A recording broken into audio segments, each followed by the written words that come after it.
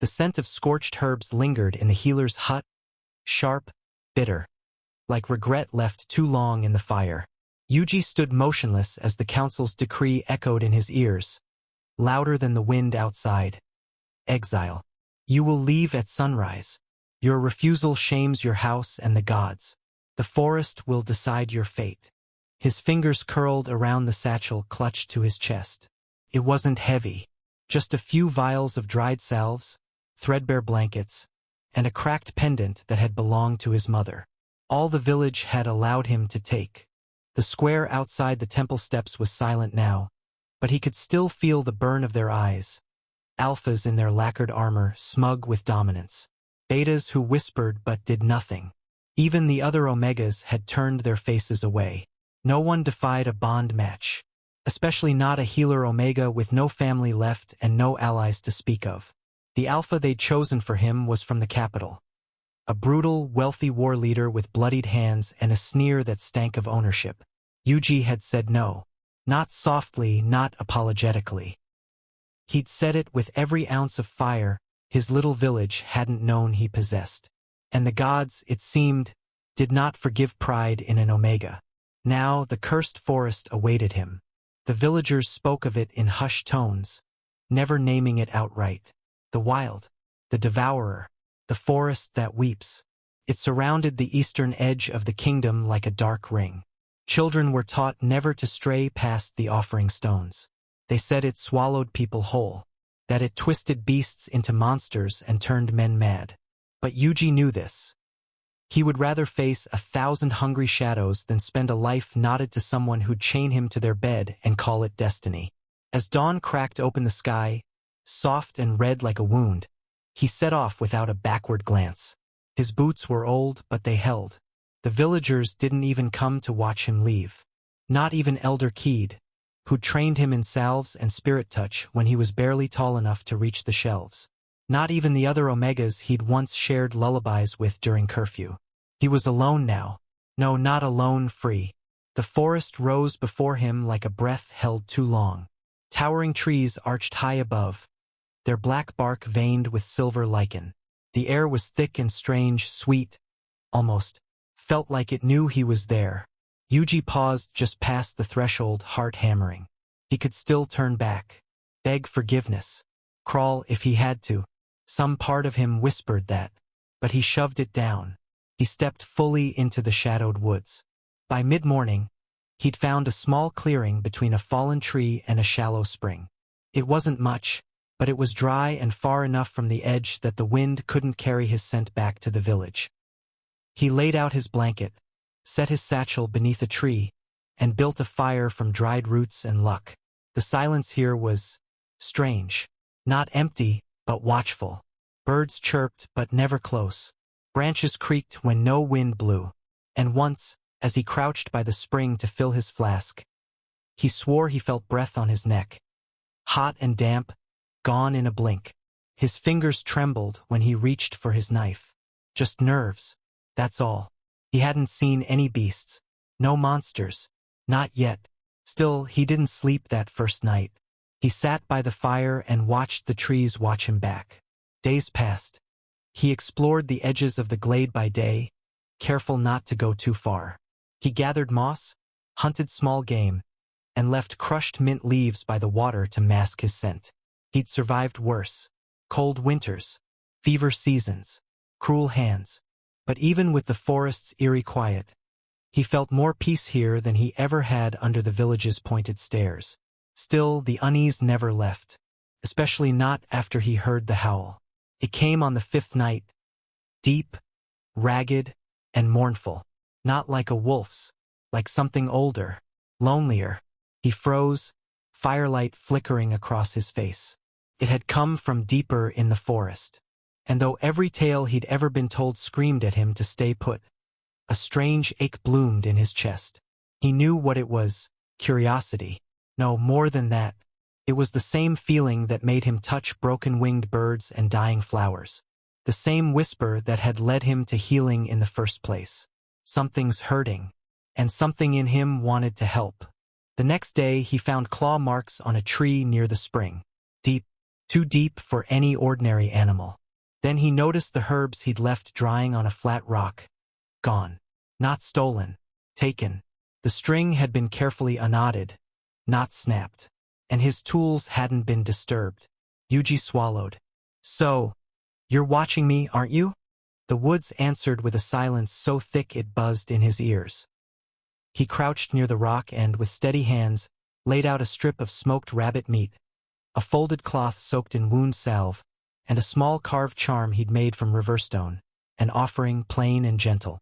Then he stood, backed away slowly, and whispered, "If you're the monster they say you are, thank you for not eating me."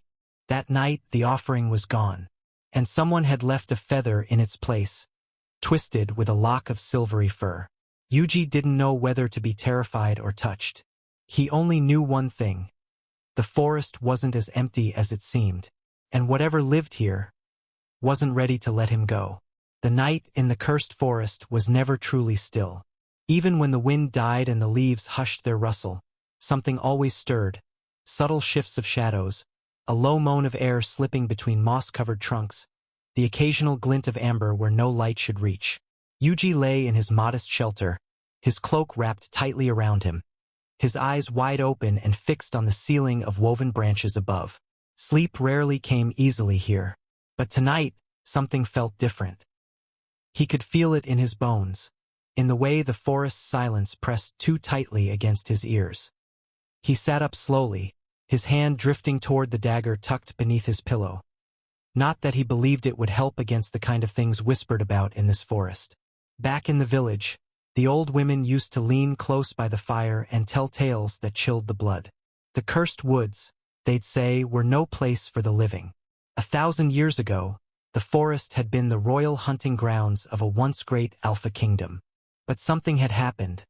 Some horrible betrayal that ended in blood and grief and shadow. "A beast walks there now," one crone whispered, her voice gravelly as dry leaves. "Not man, not wolf, something in between, something forsaken. They said he was once a prince, beautiful and proud, with eyes like firelight and a voice that could still any storm. But he had defied the gods, loved someone he shouldn't have. Or maybe he had simply been born with too much power, the kind that attracts curses like honey attracts flies. Either way, he vanished. And in his place, the beast rose, huge and hulking, more shadow than flesh, with claws that tore through bark like parchment and a howl that made men forget their own names. Yuuji had half listened back then, too busy tending to his herbs and running from the hands of an alpha he'd refused to bond with. Now, in the thick of these very woods, those stories had teeth. He stood and stepped quietly from the shelter. The moon was full, casting ghost light over the forest floor, which glistened from recent rain. Every tree trunk seemed too tall. Every branch, a claw. Still, something tugged at him, a pull he couldn't explain. He moved carefully, barefoot to avoid sound, until he reached a small ridge. Below it, mist hung in soft drapes, curling around the undergrowth. And there, half hidden in the fog, something moved. Yuuji froze. Not a deer, not a fox. The shape was too tall, too deliberate. His breath caught in his throat. The figure turned slightly, and for a moment, their eyes met, glowing, gold like molten sun, staring up at him with a strange stillness.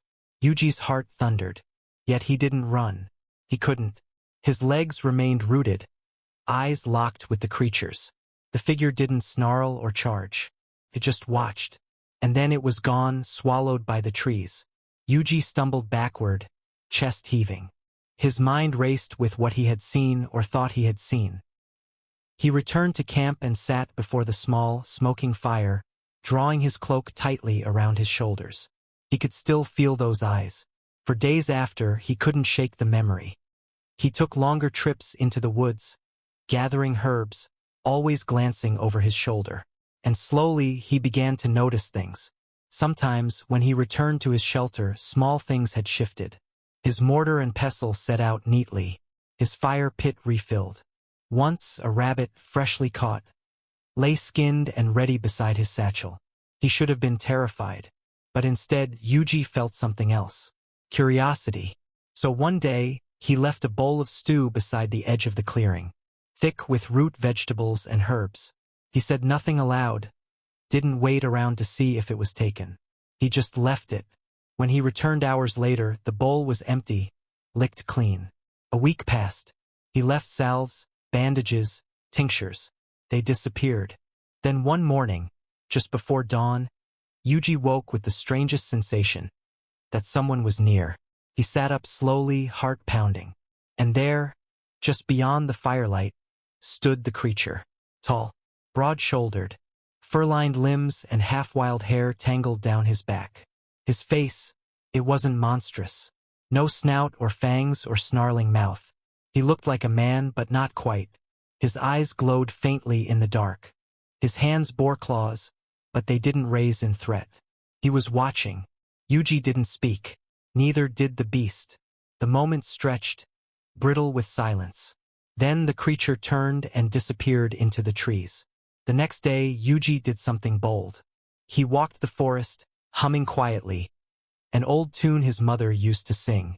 It was a song of comfort, of healing. He left dried herbs wrapped in linen on low branches. And again, when he returned, they were gone. That night, he sat before the fire and spoke aloud for the first time. "I know you're there," he said softly. "I'm not afraid of you, but I think you're hurt, and I want to help." The leaves rustled. No reply, so he continued. Night after night, he spoke of the village, of how he had been cast out, of the alpha who had tried to force him, of how he missed warm bread and the sound of children laughing, of how the forest felt alive but lonely. The beast never answered, but sometimes Yuuji found fresh berries near his door. Once, a bundle of rare herbs he hadn't seen in months. Silent gifts, apologies, maybe. One evening, Yuuji finally caught him again, standing just out of reach. This time, he looked less like a shadow. The firelight danced across his features. His eyes were tired, ancient. "Thank you," Yuuji said, "for listening. For not eating me, I suppose." A twitch at the corner of the beast's mouth. Almost a smile. Almost. Yuuji tilted his head. "Do you have a name?" The beast hesitated. Then, in a voice that sounded like distant thunder softened by moss, he said, "Orin." The name settled in Yuji's chest like a secret. Felt important. Like the beginning of something. After that, Orin visited more often. Still silent, still watchful, but no longer a shadow. He would sit across the fire, barely speaking, while Yuuji brewed tea or sorted herbs. Sometimes Yuuji would touch his arm, inspecting a wound. Orin would tense, but never pull away. In those quiet moments, Yuuji began to see him not as a beast, but as a man trapped in a story no one had ever tried to rewrite. And deep inside, Yuji's healer instincts warred with something else. Something warmer, more dangerous. A stirring he wasn't ready to name. The villagers had warned him of monsters, but they'd never told him monsters could look at you like that, with eyes full of pain and longing, as though they'd forgotten how to be touched. Yuji's heart beat a little faster every time he saw those eyes, and somewhere in the depths of the forest, something began to shift. The days began to blur after that first shared word. Orin.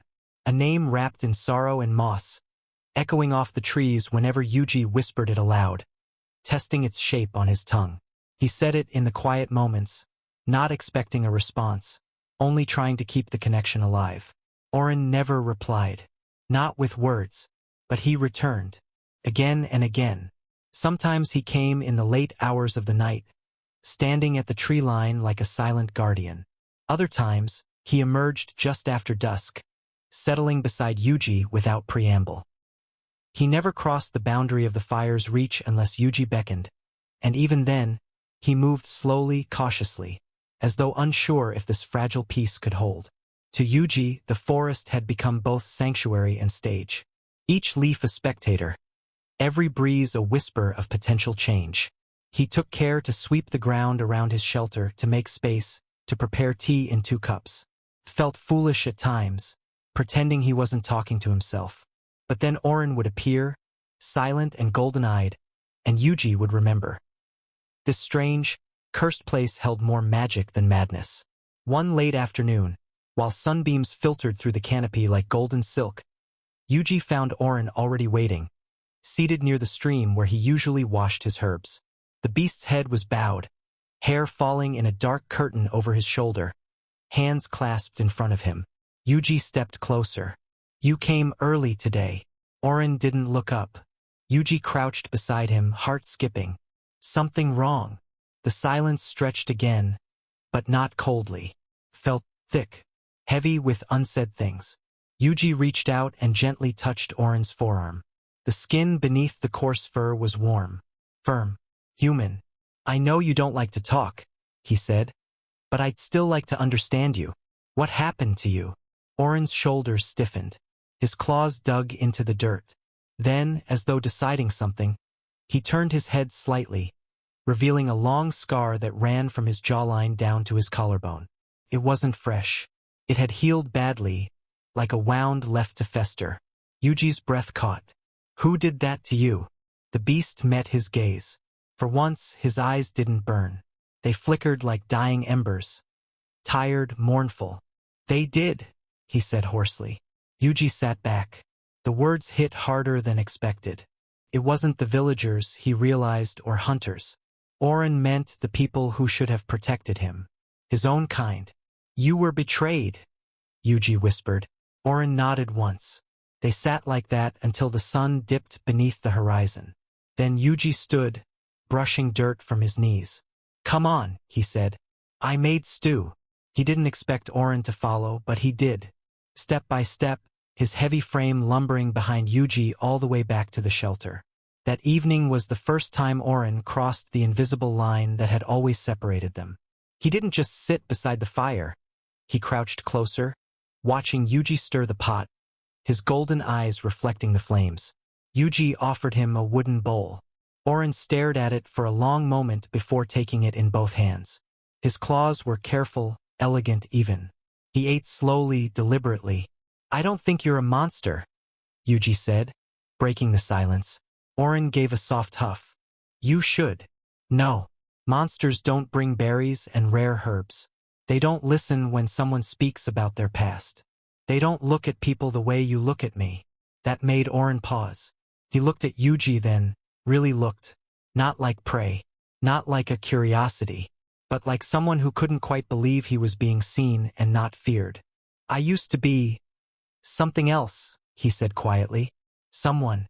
Before the gods cursed me." Yuuji leaned closer. "Tell me." Oren's lips parted. And then, slowly, haltingly, he began to speak. He told of a kingdom that no longer existed. Of walls built from ivory and moonstone. Of court politics and golden armor. Of expectations. Of chains. Of loving someone he wasn't allowed to love. An Omega promise to another. Of the fury that followed. Of the trial. Of the curse. "They made me watch him die," Oren said, voice low and cracking. "Then they made me this." Yuuji reached out without thinking. He brushed his fingers along Oren's cheek, just beneath the edge of the scar. "I'm sorry." Oren closed his eyes. "You don't even know me. But I want to." That night, they didn't part ways. Oren lay at the edge of Yuuji's shelter, not quite inside, but closer than ever before. The rhythm of his breath lulled Yuuji to sleep. The next morning, Yuuji awoke to find Oren still there, watching the sky lighten. His presence felt like warmth against Yuuji's back, even from a distance. "Do you sleep?" Yuuji asked. "Sometimes." "Do you dream?" Oren looked at him. "Only of what I've lost." Yuuji scooted closer, his voice soft. "Then maybe it's time to start dreaming about something new." For a while, the only sound was birdsong. Then Oren said, "You're not like the others." "I've been told that before." Oren's lips curled slightly. It wasn't always an insult. The air shifted. Something tender bloomed between them. Yuuji reached for Oren's hand, large, clawed, trembling, and held it gently between his palms. Oren looked down, as if afraid to crush him, but didn't pull away. "Stay," Yuuji whispered. "I can't." "Why?" Oren's voice cracked. "Because if I do, I'll want more. And I'm not allowed to have more." Yuuji leaned in. close enough to feel Oren's breath on his skin.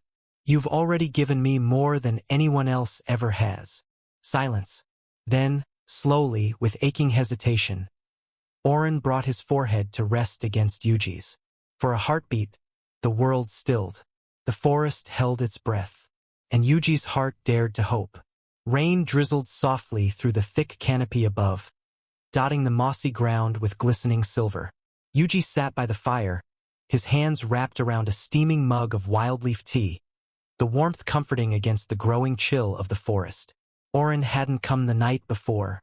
It was the first time in weeks he'd broken their silent ritual, and Yuuji told himself it didn't matter, that he wasn't waiting, that he wasn't worried. But his tea had gone cold long before he stopped watching the tree line. When he finally did return, it was not as the watchful shadow or the silent beast. Oren emerged at dawn, soaking wet, clothes clinging to his half-human form, his breath ragged and uneven. Yuuji jumped to his feet. "You're hurt," he said, rushing forward. Oren shook his head, but it was too late. Blood ran down his side, dark and sluggish. Yuuji led him to the shelter without argument, setting him on a folded blanket beside the fire. The injury was deep, a long slash across his ribs, but not fatal. Still, the sight of it twisted something in Yuuji's chest. "Where have you been?" he asked as he cleaned the wound. Oren winced but didn't pull away. "Farther in. There's something stirring in the forest. Old magic waking." Yuuji paused. "Because of us?" Oren looked at him, eyes glowing faintly in the firelight. "Maybe." The silence between them wasn't empty. Pulsed, like breath held too long, like a question about to be asked. "Will you tell me more?" Yuuji asked gently. "About before?" And Oren did. Not all at once, but slowly, over the course of the day as rain came and went. The words tumbled out, raw, unpolished, painful. He'd been born into a world of marble halls and hushed expectations, the only son of a king who saw love as weakness. Oren had known since he was a boy that he was different. Slower to anger, drawn to beauty, to stillness. The court whispered. His father raged. When he met Lysander, a quiet omega with bright eyes and a sharp tongue, something inside him clicked. They were never meant to be. Lysander had been promised to a wealthy duke. But hearts don't obey contracts. "We bonded in secret," Oren said, voice low, almost reverent. "It wasn't enough. They found out. They dragged him away. Called it treason." Yuuji's hands clenched. "They executed him?" Oren nodded. "Made me watch. Told me if I'd been stronger, if I'd followed the path they set, it wouldn't have happened. After that, the curse came. His father, afraid of his own blood, of what he'd created, summoned a seer who bound Oren to the forest, twisting his body into something monstrous, casting him out. "I fought it for years," he whispered. "Then I gave in." Yuuji leaned in, brushing a damp strand of hair from Oren's brow. "But you're still you." "No," Oren said, eyes flickering gold. "Not completely. You've seen it, the wild in me, the hunger." Yuuji held his gaze. "I've seen the restraint, the care. You could have hurt me 100 times, but you didn't." Oren looked down, throat working. "I want to, not to hurt, but to have you." The confession hung between them like the scent of ozone before a storm. Yuuji's heart thudded. He reached out, touching Oren's hand. It was calloused and trembling. "I'm not afraid," Yuuji said. "You should be. Maybe. But I'm not." The tension broke like a wave. Oren surged forward, and Yuuji met him halfway. Their lips met, tentative at first, soft and searching. But it deepened quickly, like a dam finally giving way. Oren tasted like fire and rain, like longing held back too long. He broke the kiss first, panting. Yuuji pressed a finger to his lips. "Don't. Just stay."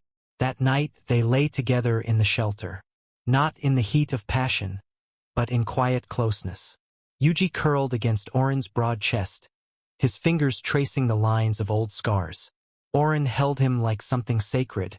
"You feel safe," Yuuji murmured. "No one's ever said that to me before," Oren replied. The wind hummed through the trees, their breath sinking. Oren's hand moved gently, hesitantly, along Yuuji's spine, just enough to ground them both. He wasn't used to softness. He wasn't used to being held. Yuuji tilted his head up, studying the faint curve of Oren's jaw in the firelight. You said you fought it, the beast, but I think it's lonely too. Oren blinked, stunned by the observation. I don't think it wants to destroy, Yuuji went on. I think it wants to belong, just like you. Oren closed his eyes. He didn't speak, but he pulled Yuuji closer. Sleep came like a blessing. When Yuuji awoke, it was to the sound of birdsong and the sensation of warm breath against his neck. He stirred, only to find Oren already watching him. I could get used to this, Yuuji said, smiling. Oren kissed his shoulder. So could I. They lingered in the warmth of each other's presence. Oren traced lazy circles along Yuuji's arm while Yuuji whispered sleepy nothings. Time didn't press forward. It exhaled, like the forest itself was holding still just for them. Their peace didn't last forever. But for that moment, in that fragile space between fear and hope, they were just two people who had survived. Together. The forest had changed. Not in the way trees grow or seasons shift, but in something deeper, older. A hum beneath the soil. A hush between the leaves. Yuuji felt it the moment he stepped beyond the ring of moss and stone that encircled their shelter. The moment his boot touched the damp earth, a pressure settled behind his eyes. Like the forest was no longer just surrounding them, it was watching, listening. Oren walked beside him, slower than usual. His body was still healing, the long gash along his ribs now wrapped in fresh linen. The bruising had faded, but something in his eyes remained raw, tense, the kind of alertness one only wears after spending too long in survival mode. He didn't speak for a while. Neither did Yuuji. They walked through the underbrush, collecting herbs and roots. Yuuji plucked moonstem and blueleaf, careful not to bruise the delicate petals, while Oren moved with quiet purpose toward the rocky outcroppings where night thistle grew. His clawed fingers surprisingly gentle. Birdsong had quieted. Even the usual buzz of insects was strangely absent. Yuuji glanced up at the thick, sun-dappled canopy. It's too quiet. Oren didn't look at him. The forest is holding its breath. They continued their gathering in near silence, though it was no longer companionable. It was loaded. Like words hovered just below their tongues, too sharp or too dangerous to let loose. It's not just old magic waking, Oren finally said, voice low and hoarse. It's angry. Yuuji froze, the stems in his hand forgotten. Angry at what? Oren straightened, moonlight catching the faint sheen of sweat on his brow. At everything. At me. At you. At what we've stirred by being together. A shiver ran down Yuuji's spine. Then we shouldn't be? Oren turned to face him. For a moment, the light filtered through the trees in such a way that it haloed Oren's silhouette. His gold-flecked eyes searched Yuuji's. I didn't say that. Then what are you saying? I'm saying, we can't pretend this bond doesn't have consequences. Yuuji looked down at the herbs in his hands. Do you regret it? No, the answer came too quickly. But I'm afraid of what it might cost you. They returned to the shelter before dusk, feet brushing through the fallen leaves. The tension hadn't lifted. If anything, it had deepened. The wind had picked up, carrying scents Yuuji didn't recognize, sounds that seemed to vanish when he turned his head. As Yuuji knelt to unpack their findings, Oren's head suddenly snapped up. He raised a clawed hand. Listen. Yuuji stilled. At first, he heard only the crackle of the fire and the slow rustle of leaves. Then something else. A rustling, far too deliberate for the wind. A branch snapped. A low, rhythmic thud. Footsteps. Not animal. Human. We're not alone, Yuuji whispered. Oren's body shifted instinctively, his form lengthening, muscles tensing. Gold flickered at the edges of his pupils, and a low growl rumbled in his chest. Hide, he whispered. Yuuji shook his head. If someone's out there, they'll smell me. Hiding won't help. Oren glanced at him, jaw tight, but didn't argue. They stood side by side, facing the dark. The fire behind them threw long shadows into the trees. The figure that emerged was not what Yuuji expected. Not a hunter, not a beast, but a woman, cloaked in deep violet velvet, her silver hair tumbling past her shoulders like a waterfall of moonlight. She didn't walk so much as glide, her every step soundless on the forest floor. Her skin was pale, almost translucent, and her eyes shimmered like crystal shards catching starlight. "Orin," she said. He flinched like he'd been struck. "Mirela." Yuuji stepped slightly in front of him. "You know her?" "She's the seer," Orin said tightly. "The one who cursed me." Mirela raised an eyebrow. "I didn't curse you, Orin. Your father did. I only showed him how." Orin's voice was venom. "That makes you just as guilty." She walked closer, hands folded in front of her. "And yet here you are, still breathing, still bound, still loved." Her gaze landed on Yuuji, sharp as a blade. "An unexpected development. What do you want?" Orin asked, voice low. "To warn you." Yuuji stepped forward despite himself. "Warn us about what?" "The veil is thinning," Mirela said, voice as soft as snowfall. "The wildness inside him, the part you think you can soothe, isn't just a beast. It's a gate. And it's opening." Orin's jaw clenched. "You're lying." "Am I?" She tilted her head. "You felt it. The dreams. The ache behind your bones. The whispers. They're not your thoughts, Orin. They belong to something older." Yuji's fingers curled into fists. "Is there a way to stop it?"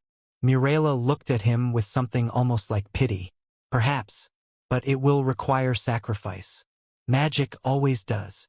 "What kind of sacrifice?" Yuuji pressed. She smiled, sad and strange. "The kind that leaves scars you can't see." Before either of them could say more, she turned and walked into the trees. Her form didn't vanish. It simply blurred, like fog pulled away by a breeze. Moments later, there was nothing left but disturbed leaves and the ghost of her perfume. Smoke and something sweet. Orin didn't speak. Not until the fire had nearly gone out and the moon had climbed high above the trees. "She never speaks without purpose," he said quietly. Yuuji reached for his hand. "Then we face it together."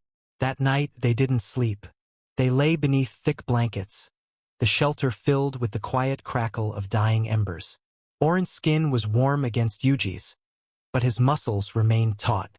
He stared at the ceiling as though he could see beyond it, through the branches into the sky. "I used to think the curse was the punishment," Orin murmured. "But what if it was the gate? What if I wasn't locked out, but made into a key?" Yuuji turned to him. "Then maybe love is the lock." Orin gave a short, dry laugh. "Only you could say something like that and mean it." Yuuji leaned in and kissed the corner of his mouth. "Only because it's true." By dawn they were already preparing. Orin, still half limping, brought stones from the river. Yuuji began inscribing protective wards into the soil around their shelter, chalk, salt, and the dried herbs they'd gathered. The air grew heavier with each marking, as if the forest itself were leaning in to watch. When they worked side by side, something clicked. Something wordless. The rhythm of shared purpose. The quiet courage that came not from being fearless, but from being willing to stand together. As the sun rose, an ember behind thick, misty clouds, Yuuji pressed his hand into Orin's. Something was coming, but this time they would not face it alone. The morning light was wrong. It shimmered through the trees like melted gold, too thick, too bright. The birds had stopped singing. Even the wind, usually playful with the leaves, had gone mute. Yuuji stepped outside the shelter and paused, heart stuttering. The wards they'd drawn still glowed faintly, but the air beyond them rippled, as if reality was thinning, like heat rising off stone. Orin emerged shirtless, his scars catching the false dawn like battle marks in bronze. His eyes were already gleaming with wild tension. He hadn't slept. Not really. "They're testing the border," he murmured. Yuuji looked at him. "Who?" "Not who. What?" They didn't speak after that. Some things didn't need words. They simply moved, prepared. Yuuji ground more salt, reinforced the sigils. Oren scouted the perimeter, every motion taut and watchful, like a predator on foreign ground. But by noon, the veil broke. It started with the trees, the oldest among them, oak, ash, and bonewood twisted, bark peeled. Roots rose like fingers trying to escape the earth. Then the sky bruised itself, a thunderless storm churning in slow, smoky spirals. Then the howling began. Oren was on his feet before Yuuji could even react, eyes burning gold, fangs bared. Yuuji grabbed the dagger hidden beneath his cloak. Not because he thought it would help, but because it made him feel less useless. They came not as beasts, but shadows with muscle and intent. Creatures born of bark and fog, crawling out from the edge of the trees like they'd always been waiting. Their eyes glowed, a mirrored gold mocking Oren's. The first one lunged. Oren met it midair, claws flashing. The creature howled as it was flung back, ichor splattering the grass. Another followed, then another. Yuuji backed toward the shelter's entrance, muttering the incantation Mirela had etched into his memory the night before in a dream. Or maybe it wasn't a dream. He drew blood from his palm and pressed it to the earth. Sanctum, bind, hold. The sigils roared to life. Oren moved like fire, elegant and unstoppable, but he was still one. They were many. For every one he ripped apart, another slithered free from the trees, snarling. Then the ground split open. Right at the edge of the ward circle, the earth cracked wide like a scream made physical. From the chasm rose a form twice the size of the others, horned, massive, made of twisted roots and molten hate. Its mouth opened in a soundless roar, and Oren froze. Yuuji saw the tremble, saw the recognition. "What is it?" he shouted. Oren's voice was a rasp. "The forest's avatar. The part of me I left behind." The creature stepped forward. The wards flickered. Yuuji didn't think. He ran to Oren, grabbed his face between his palms. "Look at me." Oren's eyes were wild. "You need to go. Now." "No. Yuuji. You said this thing is part of you? Then take it back. Face it. Don't run. Don't fight. Call it home." The avatar hissed, taking another step. Oren's hands clenched, claws digging into his palms. "If I let it in, you won't be alone." The words struck deeper than any blade. Oren looked at Yuuji as if seeing him for the first time. And then he turned and dropped his guard. The avatar roared and charged. But Oren didn't move. He opened his arms. The impact should have crushed him. But instead, the creature passed through him, a wave of blinding green-gold light. Oren screamed, not in pain but in release. His body convulsed, shimmered, then fell silent. The forest held its breath. Then Oren stood, taller somehow, changed. The gold in his eyes now steady. The wild magic no longer swirling around him, but within. The shadows recoiled, fled, disintegrated into leaf and ash, and silence returned. Yuuji ran to him, heart stammering. "Oren." Oren smiled. It listened. They collapsed into each other, shaking. Alive, but not untouched. That night, as they curled together by the fire, the stars burned brighter than before. Oren's skin still shimmered faintly, a heartbeat of ancient magic beneath it. Yuuji touched it gently, reverent. "What now?" he whispered. Oren kissed his forehead. "Now we become something the forest can't control." Yuuji smiled against his skin. "Together. Always." Outside, the forest didn't howl. It watched, and for the first time it bowed. The forest slept uneasily. Above the trees, clouds rolled in like a tide of ash. They didn't roar with thunder or flash with lightning. No. This storm was quieter, darker. A hush had settled over the canopy, the kind that made the hairs on your neck rise for no reason you could name. Even the birds, those early harbingers of trouble, had fled. Only the whisper of leaves, ever so faint, remained. Yuuji stood barefoot at the edge of the ward circle, letting the earth speak to his skin. The moss beneath his feet trembled. Roots below curled tighter, like fists preparing for war.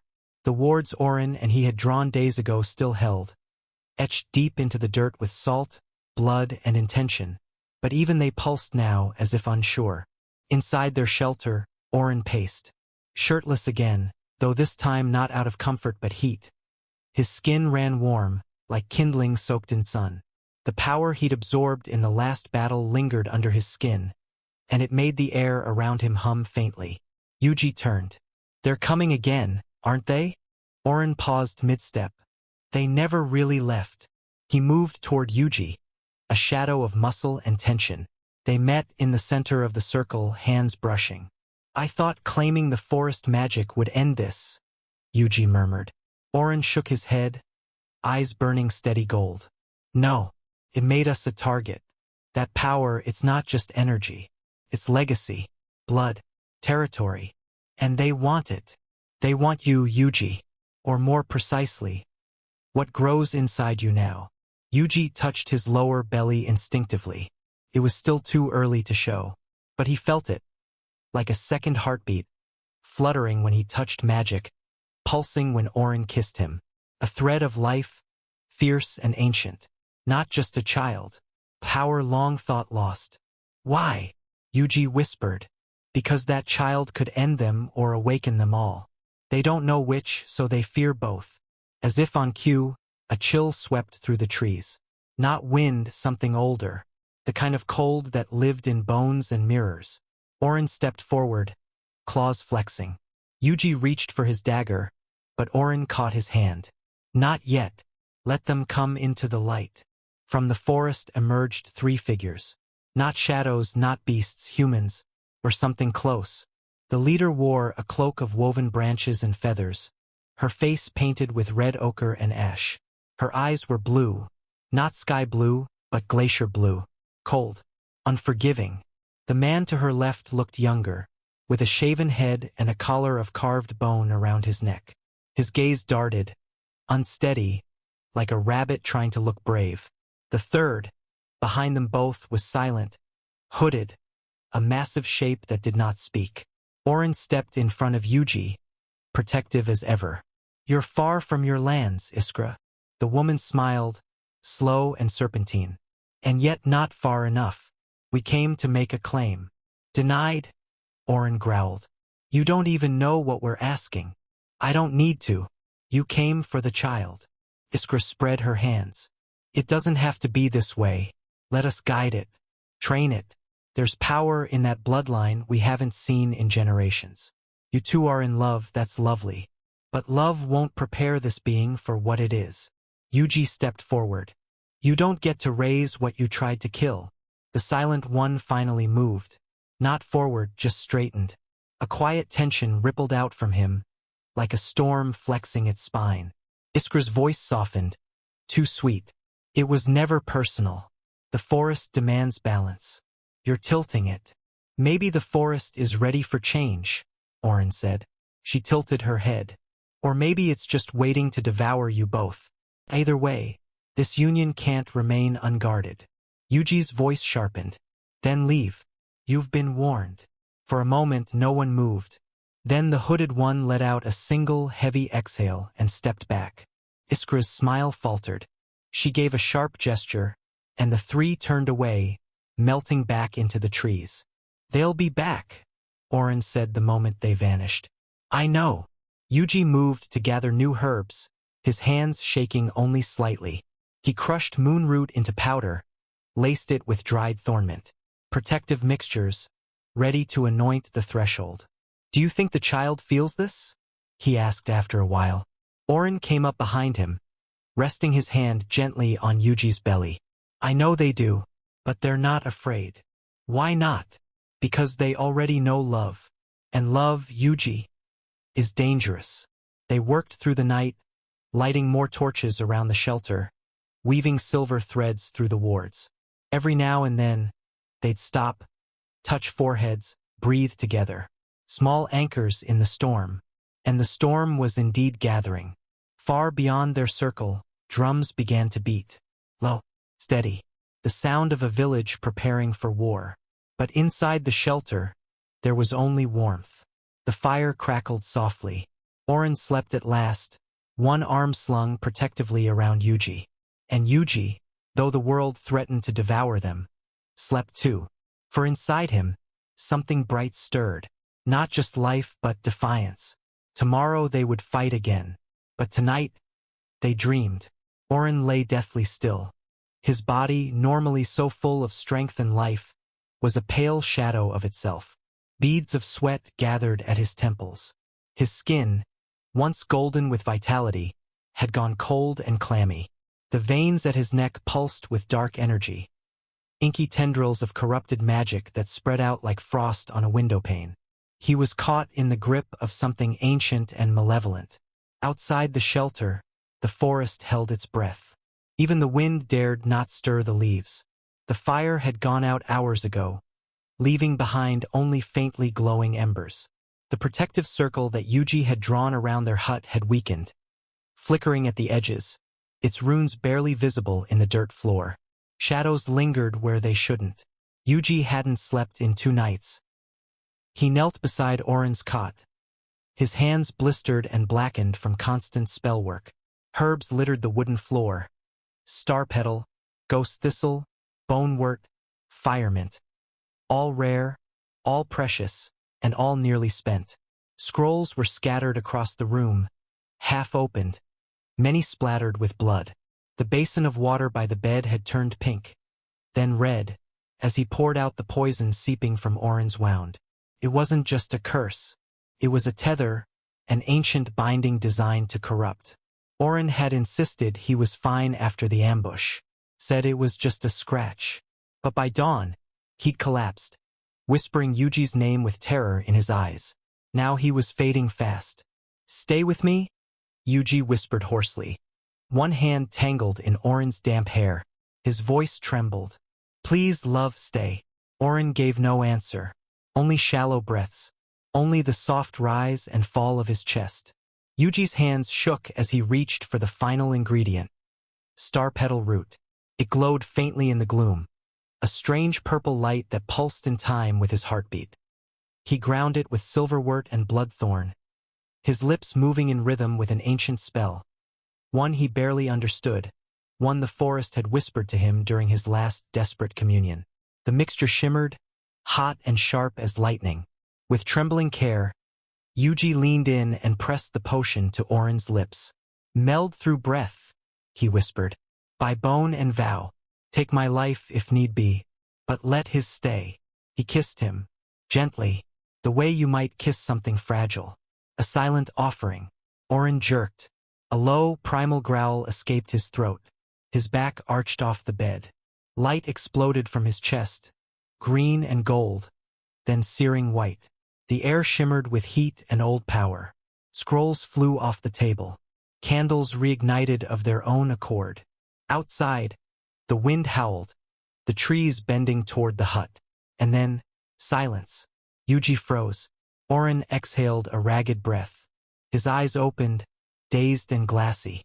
He blinked once, twice. "Yuuji," he rasped. Yuuji let out a broken laugh, tears slipping down his cheeks. "You're back," he whispered. "Oh gods, you're really back." Oren frowned, as if waking from a long dream. "I heard you," he said slowly. "Your voice. It pulled me out." Yuuji leaned down, pressing their foreheads together. "You stubborn bastard. You scared the life out of me." Oren's lips twitched. "Sorry to be dramatic." Yuuji laughed again, sobbing now. "If you ever do that again, I swear I'll drag you back from the dead myself." Noted. They stayed like that for a long time, breathing each other in. The magic settled, warm and golden, humming gently through the air. Later, when the fire crackled again and the room glowed with soft amber light, Oren sat propped against the headboard. His face was still pale, but color had returned to his lips. He watched Yuuji as he moved around the hut, refilling water, checking the circle, res-tacking the scrolls. "You should rest," Oren murmured. "I will, after I make sure you're safe." "You saved me." Yuuji stopped. "I wasn't sure it would work. You gave me your breath." Yuuji turned, slowly walking back to the bed. "And I'd do it again, 1,000 times." Oren reached for him, drawing him close. Then come here. Let me feel you. Let me remember what it is to be alive. Yuuji climbed into bed, straddling his waist, hands cupping Oren's face. Their lips met again, this time slower, deeper.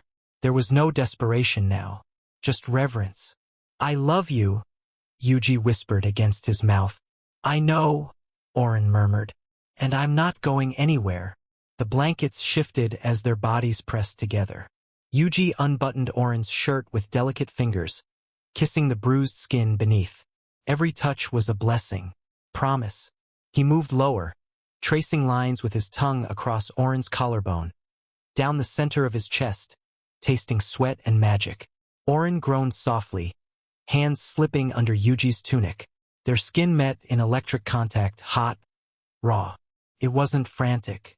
It was slow, intentional, as if they were relearning the shape of each other after nearly losing it. Yuuji gasped as Oren rolled him onto his back, kissing a trail down his neck. I need to feel all of you, he said, voice low and ragged. Not just your body, your soul. Yuuji arched beneath him, nodding. I'm yours, always. Clothes slipped away, layer by layer, like petals falling from a flower. The fire cast long shadows on their bodies. Yuji's fingers danced along Oren's spine, tracing the ridges of old scars and newly healed wounds. Oren kissed every inch of him, murmuring soft words in an ancient tongue, vows that needed no translation. Their bodies found rhythm. Oren's movements were tender, reverent. Each thrust was met with gasps and shivers. Their mouths never strayed far, always returning to kiss, to anchor. The air was thick with heat and lavender smoke. Outside, the stars blinked slowly, as if in witness. More, Yuuji whispered. Don't stop. I couldn't, Oren groaned. Even if I tried. The tempo built, waves rising, crests of pleasure riding the edge of something sacred. When release finally came, it was not a shout, but a surrender, a dissolving into each other, into warmth and love and aching joy. They stayed tangled afterward, breathing as one. Yuuji buried his face in Oren's neck. You came back to me. I never left you, Oren whispered. You anchored me. You gave me a reason to return. Minutes passed, maybe hours. In the lull, Yuuji curled against Oren, one hand sliding to rest over his own belly. Oren followed the movement. I felt them, he said softly. The baby, he nodded. Just a flutter, like wings. Yuuji smiled. Then we've both survived. All three of us. Oren pulled him closer. We'll protect them, no matter what comes. Outside, the wind shifted. The darkness that had once clawed at their door had receded. The wards glowed again, stronger than before, fueled now not just by magic, but by love. Yuuji and Oren fell asleep wrapped in each other's arms. And between them, nestled in silence, the unborn child stirred. A whisper of life, promise kept. Morning broke with a warmth that seemed to seep through the very walls of their shelter. Shafts of golden light filtered through the canopy above, casting dappled patterns on the wooden floor. Outside, birds chattered, and the trees swayed with a playful breeze, as if the forest itself had awakened from a long nightmare and now stretched out, ready to bask in peace. Inside, a quiet serenity lingered. Yuuji stirred first. He lay with his head nestled in the crook of Oren's shoulder, their limbs entwined beneath a nest of tangled blankets. For a long while, he simply lay there, listening to the steady rhythm of Oren's breathing, letting it ground him. Each inhale was a quiet triumph, each exhale a lullaby. Oren was already watching him, his gaze gentle, lips curved into the barest smile. Good morning. Yuuji smiled back, drowsy and content. You're real. Oren's hand slid up his back, fingertips tracing idle circles. I'd ask the same of you, but I'm afraid if I blink, you'll vanish. Yuuji leaned in and kissed him, slow and sleepy, a greeting, a grounding. One hand tangled in Oren's tousled hair, the other curled against his chest, feeling the solid rhythm of a heartbeat that refused to stop. There was no rush, no fire pressing at their heels. Just this space, quiet and golden and safe. Their lips brushed again, deeper now, and the quiet turned electric. Oren's hand slipped to Yuuji's waist, then lower, his touch reverent. Yuuji sighed into his mouth, rolling closer until there was no space left between them. The blankets rustled as they moved together, lazy and sure, learning each other anew after so much time spent holding back. There was laughter when Yuji's leg got tangled, a muffled gasp when Oren found the spot just below his ribs that made him shiver. Every movement was slow, every breath shared.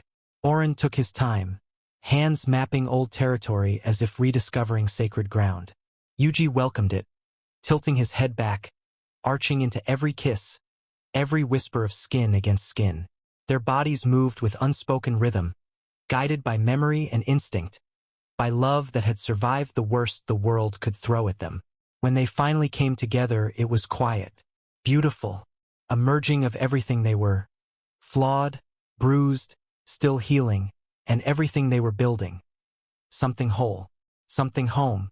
After, they lay tangled in the golden spill of sunlight, chests heaving, fingers laced. Neither spoke for a while. There was no need. Eventually, Yuuji whispered, "I think we made the forest jealous." Oren laughed. A real open laugh that rumbled through Yuji's bones. Let it watch.